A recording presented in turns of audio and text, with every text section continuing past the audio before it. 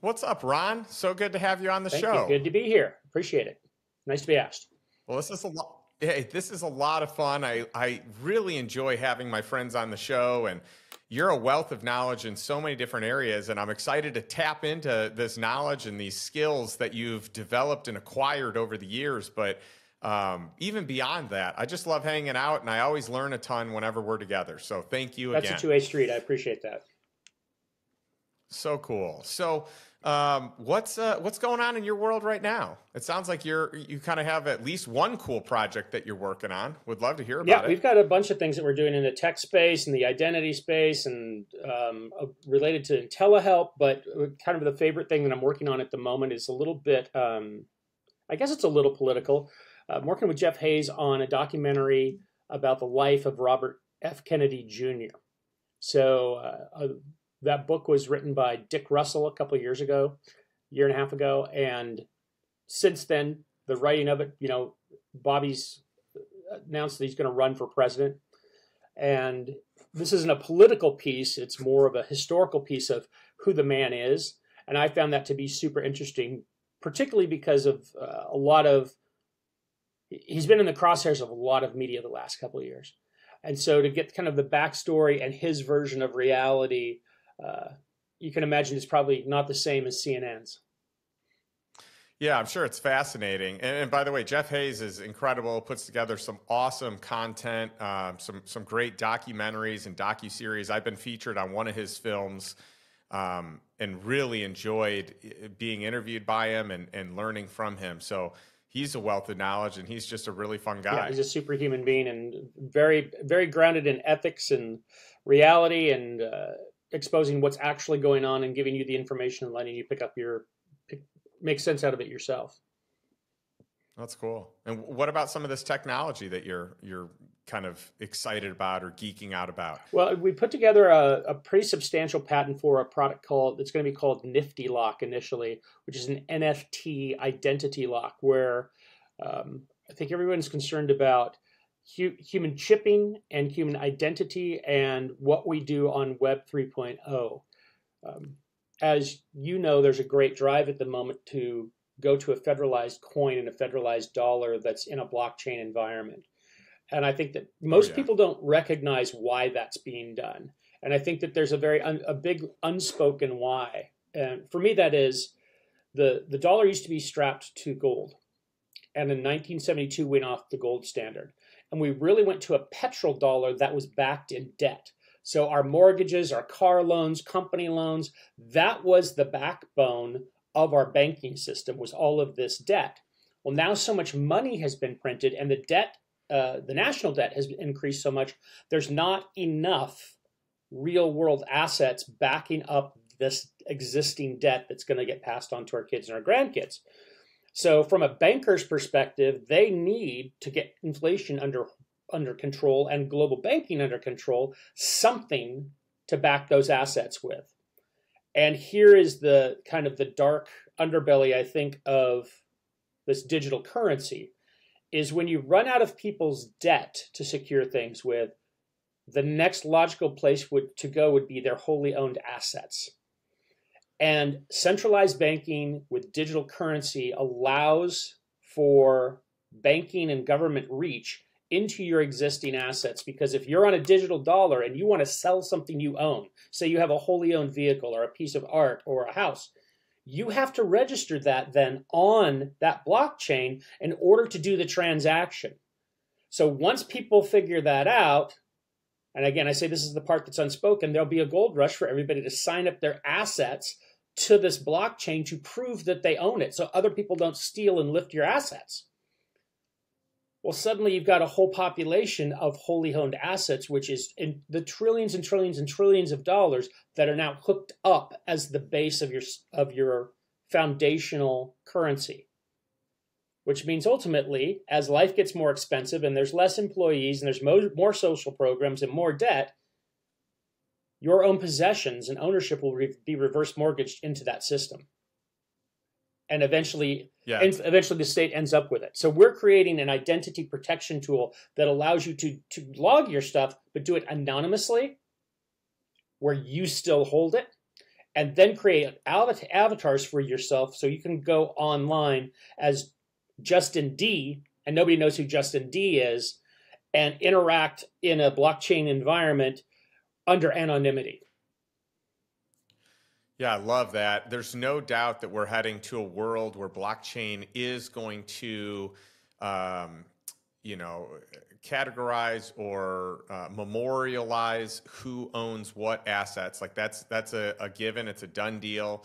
But the more centralized things are, there is, it makes it a lot easier to intercept. It makes it a lot easier to put your hand in that honey jar and have access. And so, this is the big push for DeFi, Yep. right? Decentralized finance. And it's the same thing here on decentralizing the blockchain. And it's part of the reason why Bitcoin is so popular, is because that is a decentralized ledger where you don't have anyone that can fully own it and operate it and take control. Yeah, and I would say systematically, if we can correct this piece of identity and who owns it, there are some upsides. If you wanted to, say, get a home equity loan, you wouldn't apply to a bank. You'd apply to the system, and you'd actually take actual equity out of your actual home and pay it back without going through all of the hoops. Filing your taxes, theoretically, should be much simpler. It should simplify some things in the world, but we want to add security and your identity and ownership to that process, which the state doesn't care too much about. I mean, you can remember during the pandemic, there was an awful lot of people that got money injected into their bank accounts that they didn't ask for it. I didn't ask for that money. But the fact that the plumbing is now hooked up between the state and my personal bank account gives me pause, because that's two-way plumbing. Yeah. That makes sense. Makes a lot of sense. And we're entering into really like an economy where privacy is not being respected the way that it has in the past. I mean, and a lot of people are even kind of falling under this guise of, well, why do we even need privacy? Like, if you have nothing to hide, then don't hide it. And I feel like that's a really slippery slope and a really dangerous way of looking at things, because privacy is important. And to be able to share things in a community of folks that is really intended for just that community, I think is really important. Yeah, yeah, and I think that I think that the premise of if you have nothing to hide is a false premise. Everybody has things to hide, and we all have our privacy. And frankly, it's either with our pride, things that we're proud of that we don't really want public, or things that we have shame for that we don't really want public. But once upon a time, you could write a document on your typewriter and put it in a folder and go to the store with cash and buy some things and come home. The contents of that document were yours and they were private. The contents of what you bought at the store were anonymously purchased with cash. Nobody knew who bought them. But in this day and age, everything you type in your computer is suddenly the property of Google or whoever Microsoft or whoever you've entered into a terms of service with. And then where does that stop? With your phone calls? Because that's cellular data coming across. Your thoughts? At what point do you have privacy and ownership, and at what point does that go away to somebody else? So I'm very concerned about those things. For myself, for my kids, for my grandkids, just for humanity. We should have privacy and we should have private ownership. Well, what happens with, there's a big push for big tech and big data to be capturing this information, all these things that, people want to keep private. I mean, there's a lot of things I want to keep private, such as like my social security number, EINs that I might have, or trusts, or whatever the various other things that exist, birth certificate, your search history. I don't care what it is; it's yours. Right. Like I say, if you typed it into your keyboard, I don't think that makes it somebody else's. I don't think that means it belongs to Google or the government or anybody else. I think what you type into your keyboard is no different than what a note you take to yourself or a private conversation with you and your spouse. It's yours. You are the originator of that. And I suppose to some degree, essentially, what do you have to copyright everything that you do and say, oh, this and that might be how we get there, is we may incorporate copyright laws into privacy of data. And copyright using the blockchain. Yeah. It's interesting when I think about just what is happening in a centralized system where, like, even look at, the California DMV, where they decided to centralize and store data. They weren't even supposed to be storing a lot of the data that they were storing. And then they got hacked, and all that information ended up on the black market and being sold. And people that shouldn't have that information now have it. And so, sometimes, good intentions have negative consequences. And I think anytime you have a central place to go, where you're storing data, and it's, a government system, a government agency that isn't equipped to properly do it, you're going to be in trouble. Well, and to further that, all it takes is for you to irritate one bureaucrat who has access to the other end.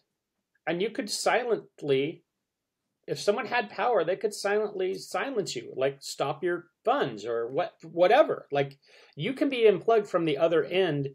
And we all know what it's like to get customer service at Facebook, right? Like, you could be on the airlines, you're on the endless call, and there's no person at the other end who even cares about your plight.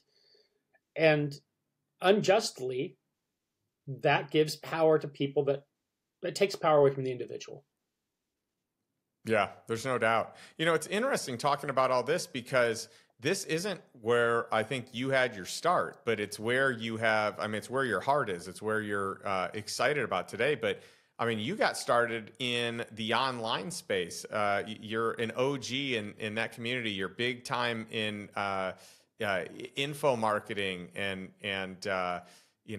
being on some of those shows where you're selling online or on TV, infomercials and such. And I'd love to go back and just kind of hear about your story and how you got to where you are today. You're a highly successful entrepreneur, but you're out of the system. And I'd love to talk about that a little bit, because you also, you don't owe anyone anything. Like, you don't have any debt. You figured out how to live a life where no one has any claws in you. And so I definitely want to talk about that today. Sure. I'd be happy to share that. It was a long road getting here, but I probably wanted to be here when I was 10 years old.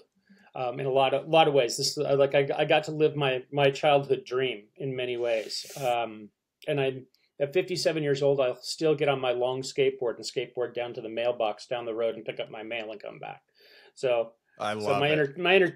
Doesn't surprise my inner 10-year-old's quite happy with that. But as a kid, I was a pretty good student. I grew up in a family where academics were really important to my parents, and so there was a lot of monitoring of schoolwork and what have you. And I was the kind of kid, if I got 5 A's and a B, I'd hear about the B. We wouldn't talk about the 5 A's. So there was a lot of that kind of pressure, and I excelled in it. I went to school. I did well in school. I ended up at University of Washington. And I was on my way, I thought, to go to law school. I had childhood dreams of being an actor. I'd done some theater in school. And I had a day job while I was in college, working at a grocery store.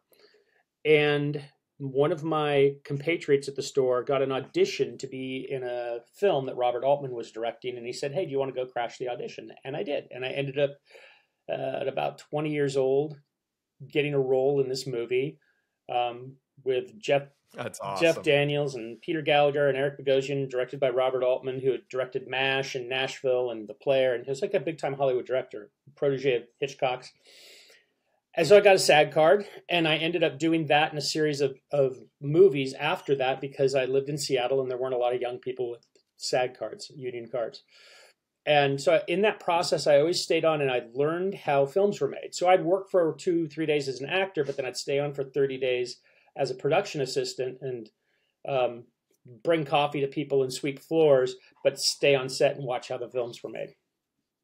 Then I was on a film with, I did a one-day gig with Jeff Bridges and Edward Furlong, the kid that was in Terminator.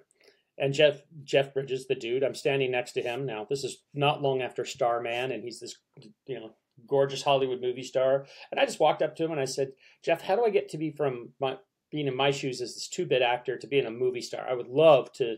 And he said, "It's super easy. make sure your dad is Lloyd Bridges. Fair enough. He said, that's what me and my brother Bo did. And I'm like, okay, fair enough. So he said, right. If you can start writing, if you can write movies or television, you'll always have a job. And I didn't fancy myself a writer. That was almost about as logical as saying, hey, become a dentist, as far as I was concerned, because it is pulling teeth for me to write. At least it was then. So I sat down, took his advice, and that's one of the things I tend to do is I tend to take and rapidly implement the advice of people who are qualified in front of me in life. So I did, and I wrote a couple movies, and I went back to my job at the grocery store, and I was still kind of doing this life, and had a customer in the grocery store who I knew was on television in Seattle. I asked her if she knew anybody in Hollywood. I'd written some screenplays. She said, yes, bring in the screenplays. So a couple weeks later, I brought these screenplays in a plastic bag, left them in my check stand. She came in, I saw her, and she said, how did you know how to ask me? And I said, I don't know. What do you mean? She goes, well, my sister's Kathleen Kennedy. I said, I don't know who that is. This was 1990. She said, well, she's the head of Lucasfilm. I mean, she's the head of Spielberg's production company, Amblin. And sure enough, her sister was Kathleen Kennedy. So these got shipped off to her. I got a call from Kathleen Kennedy a couple weeks later, and really validated my ability to write movies and different voices. And I told her, she asked me how I did it. I told her, like, I don't really write the movie. I have an idea for what a movie is, and then I see it up here, like I visually see it in the movie screen, and I take dictation as fast as I can. And I'm surprised all the time by the content. She said that's how the great ones do it. And I took that compliment and did nothing with it, except thanked her. Continued in my grocery career for another 12 years and worked my way up to operational director without having a movie career, and decided to make a short film, went on holiday to Telluride, to the film festival, ran into Kathleen Kennedy while I was there. She remembered me. We started this conversation on the street with her and her husband, Frank Marshall, and another filmmaker, Keith Gordon. And I went, I really want to do this. 3 days later, I was let go from my grocery job. 5 days later, I was in the infomercial business, and I had sold a movie, the rights to a movie, to Sam Perlmutter, who is George Foreman's agent. So, oh my goodness. 3 days later was 9/11. That all just, like my whole world changed the week of 9/11. I had 3 kids at the time, still do. And so 1 week, I was the director of operations for a grocery company, with 3 kids. 2 weeks later, I was the creative director of an ad agency. And I had no idea that was going to happen the moment it happened. It just changed. So since then, I've been writing, directing, and producing infomercials, commercials, political speeches, films, documentaries, been writing books. Generally, I have not turned the writer off. Just every day I'm producing some content for something. So business strategy, all kinds of stuff. Well, here's an interesting question for you. I mean, your skill set is incredible, and I love that. I'm curious what you think. You know, we've got a writer's strike going on right now in Hollywood. You've got a lot of people that are wondering if, you know, who's going to hold out longer, what does this look like? And then you have this contingent of people that really think AI can replace these writers based on the quality of AI today. I know that you're probably never going to replace your top tier of writers and the creativity that they have, but I'm curious to get your thoughts on what you think about AI as using it to support writing or support different parts of movie and film production. Well, I think that there will always be a place for AI content, which is weird. I think you probably were expecting me to say there'll always be a place for humans. There'll always be a place for AI content, which I think will be the more, I'll say, bubblegum, generic, sophomoric type content. There will always be an audience for brilliant writing. writers, directors, producers. Part of the reason for that I say that is because quality creative relies on irrationality. You start with a writer, and a good writer doesn't say what happens next. A good writer says what absolutely positively couldn't possibly happen next. Write that. So a great plot is consistent. That's why we watch movies. Is what shouldn't happen happens. So it's not rationality, it's irrationality. That's what creativity is this development of irrationality, where I tend to look at artificial intelligence as the distillation of rationality. So this value of irrationality, but the thing that you write as a writer is not what happens when you go to film. If I write a movie, yeah, I have this picture in my head of what it is, but then I meet the art director, who is one of my most important people. And they're helping me with set design and costume design and how the props and how things look. Well, that's not in the movie that I wrote. This is all their creation, how they've interpreted it. Then there's the lighting director and the director of photography, and then the editor. So there's all these other layers of irrationality added to the job. So I think that it's kind of like, would we no longer have painters because AI can instantly paint something? I don't think that's going to stop people from painting. And I think that the great paintings will come from human beings, and people will tend to discount AI art as product, commoditized. No soul. That we're gonna be able to separate. Like I'll give you an instance where we kind of have that. In high quality textiles, in flatware and dishes and things in our house, what wealthy people tend to have are these handmade, rare, high touch products. And the rest of us have stuff from IKEA that was stamped out of a machine. And you go, which would you rather have? That there's an aspiration to have the artisan quality. And I think that'll always exist in everything. Yeah, that makes sense. So I'd love for you to share some of your stats and some of the cool like records that you had, and like your time with infomercials was it was substantial. I mean, you had this meteoric rise and just, did things in that space that no one was doing at that time. Well, I don't know. I had really good teachers. So I don't know if I could go as far as say I'm doing what other people weren't really doing, but I started out learning, first of all, and I had great teachers. So my first couple of infomercials worked well, probably primarily because I came from a grocery industry. I loved cooking, and we had these demonstration cooking kiosks in the store. So I knew how to do a cooking demonstration, and I understood food pretty well. So my first shows were around food processors, knives, bakeware.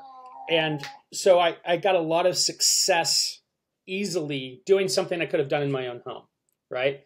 And I learned the fair pitch process in the process, but I was excited. I think that there's people that wait their whole lives to try and do something, and they don't have a quick start out of the gate. But my very first infomercial for a food processor did something like $80 million in the first 6 months. That's unbelievable. Yeah, and so it's hard for me to kind of look now at VSLs because people are so in the infomercial or internet industry so focused on VSLs. To me, a VSL is a kind of a version of an infomercial, and most of the ones I see are pretty terrible. And I see a lot of effort in companies to do that relatively poorly with good results, which is great. But I often go, if you took that effort, you could actually do this on television and make a literal brand out of yourself, where you're just missing so much money because you frankly are afraid of it. You have an upper limiting issue and you don't know how to do it. You think it's a mystery. If you come to me, I'll teach you how to do it, and it's not a mystery, and it becomes super easy. So that was kind of an early excitement to do that. And then I moved into tools and hardware, which taught me a different style of work. Cooking and cooking appliances are very female focused, and so very you can be kind of loose with those shows because women have a psychological ability to reorder anything They can take the parts and pieces. Men are much more Pythagorean. We need an ABC process. So then as I moved over to tool shows, I brought that idea of ABC with me, and I abandoned kind of the gatherer's mentality and really started to do shows both in fitness and in tools that were a very ABC process. And we were able to score $100 million hits right away in tools. So I had done probably 3 or 4 shows. I did one of Kevin Harrington's bigger shows, Flavor Wave Deluxe Oven. And these were, I'd say they were going about $100 million a show. And that's annual revenue. It's kind of where that kind of, so my first couple of years, I was doing $100 million a show, 6 or 7 shows. That's incredible. I know, it's kind of weird. That's so much. It seems like so much, but it's TV. You're everywhere, right? And we only had 35 TV stations at the time. We didn't have the 400 we have now. So I did that. Then I went to a consumer goods company, one of my clients, and I worked there for 5 years, and I helped select products. So then I got to go to the front end and figure out what would be a hit and what would be a miss through the selection process. And mind you, after I did that first string of hits, I had a run where I had 3 or 4 shows that failed. Like, we didn't sell a thing. So the pats that I had been giving myself on the back for being so talented and gifted, and my peers were now kind of like, hey, well, you're in a slump, buddy. And I realized I was good at making shows, but I had been handed wonderful products by clients. And then I went through this period of, well, I guess I can do this with anything. No, I learned, okay, there's not just you have to pick the product right. So I had the slump, then it came back, and then we were picking hit products again based on some core elements of what make a success. And so I had to come up with a criteria for that. And it's fascinating, by the way, because being a merchant is like a total skill. I remember talking to David Green, founder of Hobby Lobby, about this, and he's like, yeah, I may be an entrepreneur, but I'm really not. I'm really more of a merchant. Like, my heart is being a merchant and merchandiser and finding the things that people want, knowing the quantity, knowing the colors, knowing all the little details. And it sounds like that's what you have, like that you have this gift to know A, what it is that people are going to want, and then B, how to sell it. Yeah, I think it's being able to look ahead into the customer's position and go, I really want that myself, or bring it home to my wife. I think I want this. Do you want this? And she'd say yes or no. Nobody wants that. Like, she helps me a lot with those product decisions. So that's maven work, kind of. And I think that's what you're talking about with the guy from Hobby Lobby, is how to have that eye. So I just say there's certainly, that's a producer's mindset for sure. I would have that, I think. Not always right, but I try to be. Outside of the selection then is knowing that pitch. And I think that's one of the things that I'm good at, and that's I help companies still do today, is most people get so engrossed in their business, they can't remember where the first stepping stone was for them. They got interested in a product or a business, and they're trying to go forward with it, but they're now 3, 4, 5, 10 years into it, and they can't remember day one what excited them. And usually for a customer, it's very simple things. And it boils down generally to, they want 3 benefits, and you just got to back it up with 3 pieces of proof, 1 for each benefit. And they're like, that's what I want. To build a big brand, there's usually 10 benefits. And you have to then subset the audience into different avatars and go, which 3 benefits does that avatar want? And that's usually where a company can go from $30 million to $130 million, is when you break up the avatars and quit selling to yourself and go, hey, there's some other types of people that would like this. Let's pull this apart and start speaking to them individually under a brand umbrella. Yeah, that's smart. Yeah, that's very strategic. You're growing your fan base, your customer base, but I think most people don't think about it that way. They think about one type of buyer. So the elephant in the room there is GoPro, because I was an original strategist on GoPro and helped design their ad program, and we were their media company for television for the first, 5 or 6 years. And GoPro was a case where you had a great product, but a lot of the product was actually wrapped up in the mounts. And you needed a mount for the camera, but every mount predicated a different sport, whether it was surfing or on your handlebars for motocross or on a ski pole for skiing. And that naturally drove a whole bunch of creatives specified to a whole bunch of TV stations. And we gave the tools for the viewer to one, come enter a contest. That was the CTA. The call to action was just come win one.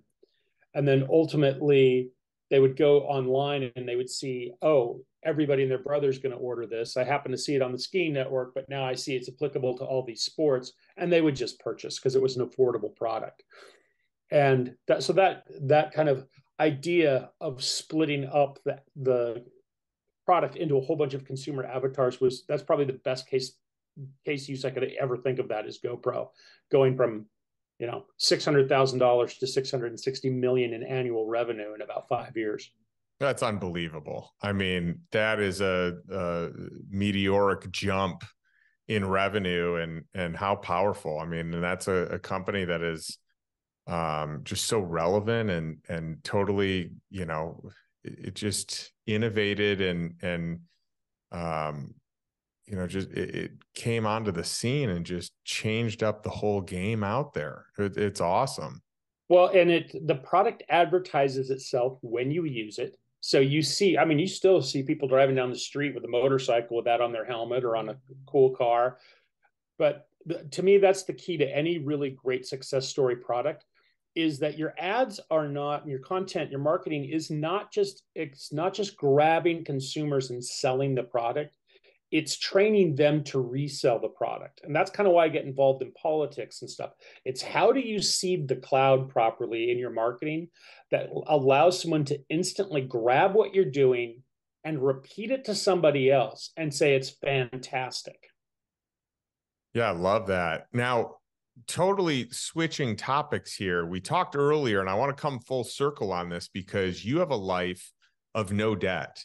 I don't know if at times you had debt and you Sure. paid it off, like you had a mortgage and you paid it off, or if you just always knew you wanted to have no debt so that no one had their claws in you. I'd love to hear your thoughts on that. So I did have debt. I think when the day I left the grocery business, I had a mortgage of a couple, I don't know, $400,000-$500,000. I probably had about $40,000 of credit card debt, and I had two vehicles. I'm sure at least one of them was on car payments. And I've been fortunate financially and have picked some winners over the years.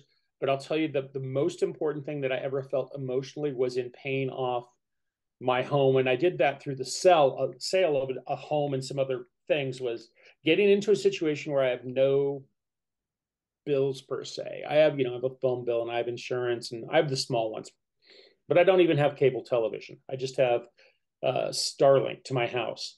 So I have a very low overhead.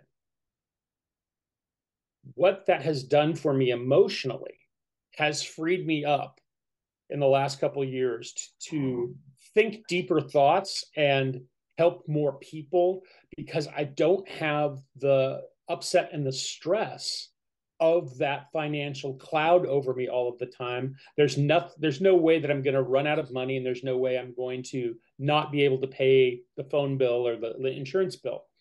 So it's that anything a person can do to get to this condition for your emotional and thinking state, it's like being a kid again. You can think all the thoughts you want. You can sleep in. You can dream as long as you want. You can get up and you can work on what you want. You don't have to say yes to people that you don't want to say yes to. You never have to work for somebody who's out of line with your values or your attitudes or your morals. It's freedom. It is as close as you can get to freedom as a human being. And so I'm very adamant that my kids work towards their financial freedom, because it's a prison. Bills are a shackle, and you don't realize it until you're out what a shackle they were. 100%. I mean, this is why I share the message I do of owning your time, buy your time back, buy assets that can produce income that exceeds your lifestyle costs. And you've done that very well. There's a lot of ways to do that.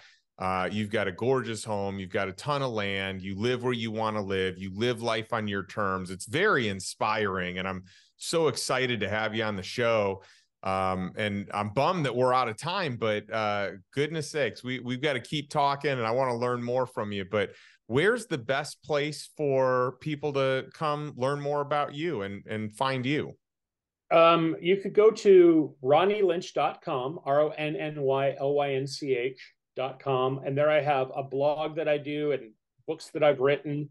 The other place I'd look to is under Alexa Skills and under Spotify. There's a podcast show that I do where I kind of give my thoughts about different topics: political, money, creativity, marketing, and it's Uncle Ron.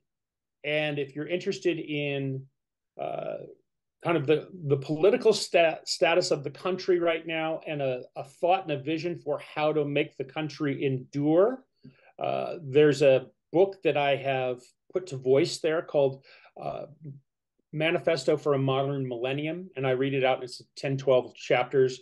It's a quick listen that I think would probably be useful to your audience in particular. I love it. Well, thank you so much for the time and for all that you've shared with us here today. I love ending every podcast episode with a question to my audience, which is this: what is one step you can take today to move towards financial freedom and living life on your terms, a life you desire with intentionality, not by default, but by design? We'll catch you next week.